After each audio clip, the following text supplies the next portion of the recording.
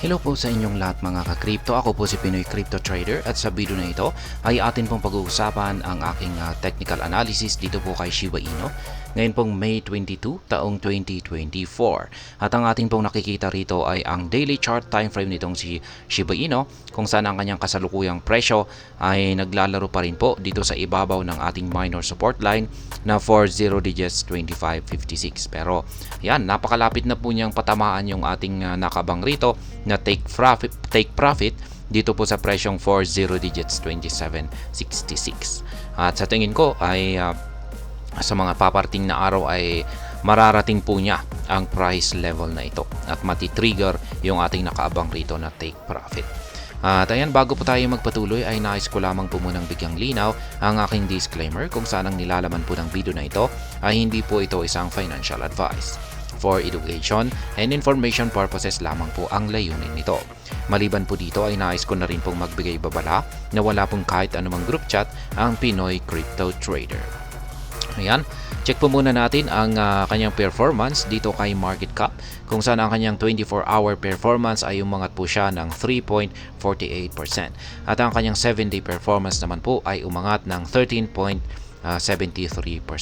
Pero in comparison po dito kay Dogecoin ay medyo mas nakakalamang po itong si Dogecoin sa kanilang performance dito. Ayan, pero yung pinakamatindi po talaga ngayon ay itong si Pepe. Yan, ang laki po ng kanyang inangat, 27%. Yan, parehong 24-hour at saka 7-day performance.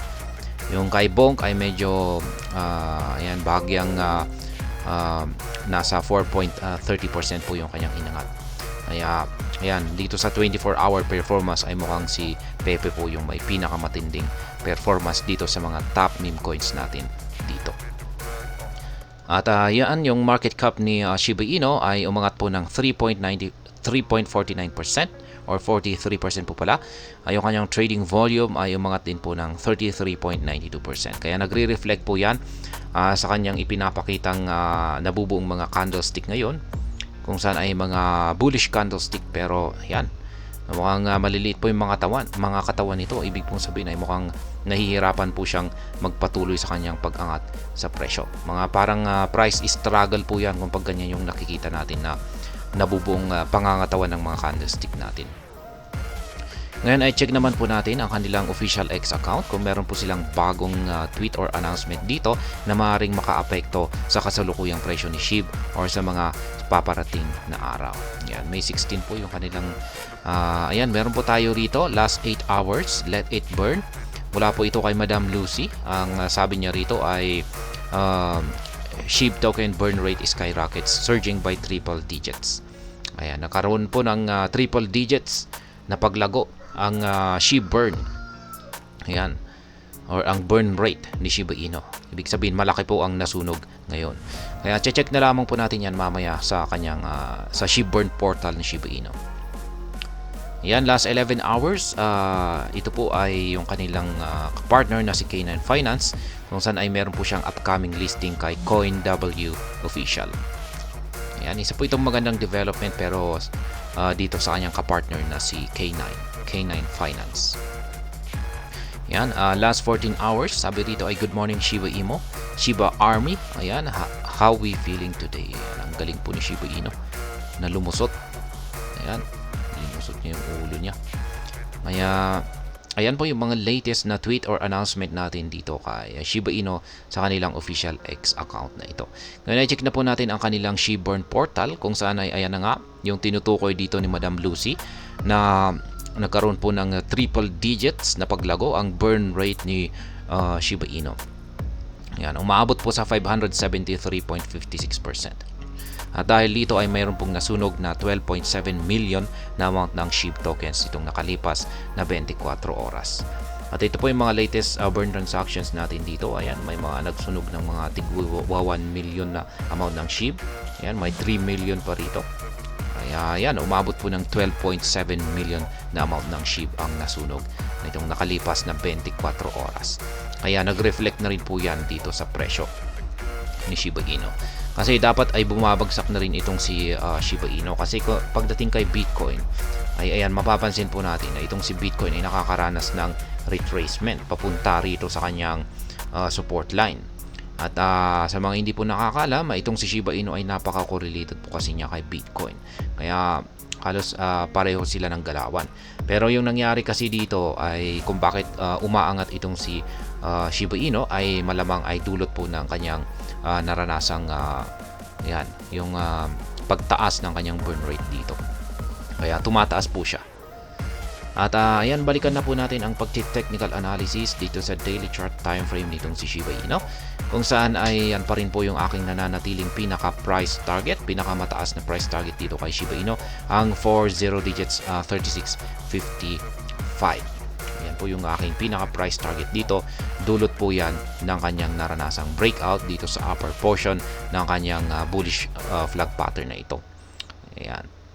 Kaya dahil dyan ay ako pa rin ay naniniwala na magpapatuloy lamang po sa pag-angat sa presyo itong si Shiba Inu, at aakyatin niya yung pinaka price target ko rito na 40 digits 36.55. Kaya yan po yung aking mga trading positions dito kay Shiba Inu. Ayan, apat po yung aking trading positions dito. Naglagay na rin ako rito ng ayan, dito sa mas mataas na price level. Ito po yung nakamit na pinakamataas na presyo ni Shiba Inu sa loob ng taong ito. Ayan, ang 40 digits 45.80. Kaya naglagay rin ako ng take profit dyan. Ang lahat po ng mga kulay yellow rito, ng mga arrow signs, ay mga take profit ko po yan. Meron po akong nakabang rito ng mga sell pending orders. Yung mga kulay blue naman po rito sa ibaba ay mga buy pending orders ko po yan. Yung mga dinaanan naman ng mga candlestick natin dito ay ayan, dito po ako nagkaroon ng mga previous transactions or trades dito kay Shiba Inu. Sa spot trading lamang po ito. Yan, kaya kung sa mga gustong kopyahin or gayahin yung aking simpleng paraan sa pag-trade dito kay Shiba Inu, ay ayan po yung aking mga live spot trading positions dito kay Shiba Inu. Meron akong 4 na sell pending orders at saka 2 buy pending orders. Ngayon ay lapit lamang po natin yung kasalukuyang ginagalawan na bahagi nitong si Shiba Inu. At ayan, mapapansin po natin na ito nga ay nagkaroon ng breakout ulit dito sa dating resistance line po ito. At ito na po ngayon ay nagsisilbing isang support line, 40 digits 25.56. At yung ating dalawang indicator dito ay bullish na bullish po yung signal natin dito. Ang ating Hazard indicator ay ayan, kulay green. At nagpapahiwatig po yan na bullish ang momentum ni Shiba Inu. Kaya ibig sabihin nito ay patuloy lamang sa pag-angat ang presyo ni Shiba Inu. At ganun din po yung ating QQE mode indicator dito. Habang patuloy po na ganito yung nabubuong QQE bars natin, palaki ng sukat nito na kulay blue, ay ayan, ibig pong sabihin ay mas lalong tumitindi ang buying pressure dito kay Shiba Inu, at ito ay magpapatuloy sa kanyang pag-angat sa presyo. Kung sakali man na ito ay magkakaroon ng retest, ay ayan, hanggang dito lamang po siya sa support line na ito.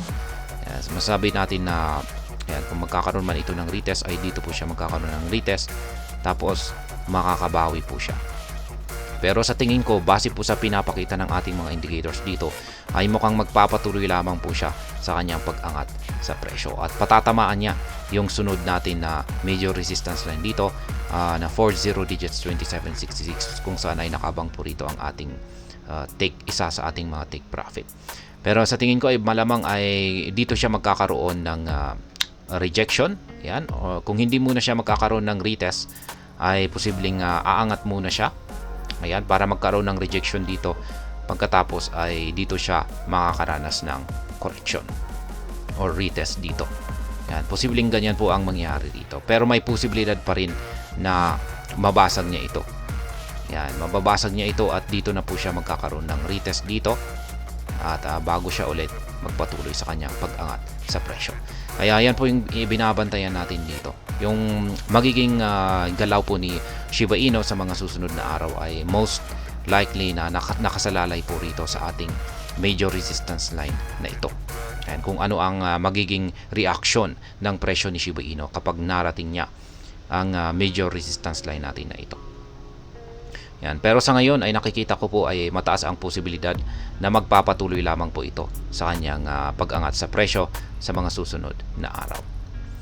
Ayan, yan po ang aking technical analysis update dito kay Shiba Inu. At yan pong muli yung aking mga live spot trading positions dito kay Shiba Inu. Wala pang nati-trigger ayan, mga orders natin dito, pending orders. Kaya abangan lamang po natin yan. At hanggang dito na lamang po tayo sa video na ito. Sana po ay inyong nagustuhan ang aking paliwanag sa video na ito. Kung inyo po itong nagustuhan ay pakiclick lamang po ang like button nito. Para naman po sa mga bago lamang dito, kayo po ay aking inaanyayahan para mag-subscribe. Pakiclick na rin po ang bell icon nito dahil ito po ang siya magsisilbing notification nito sa mga bago kong videos na akin pong ina-upload sa aking YouTube channel na ito. Marami pong salamat sa panunood. Ingat po tayo lagi at God bless po sa ating lahat.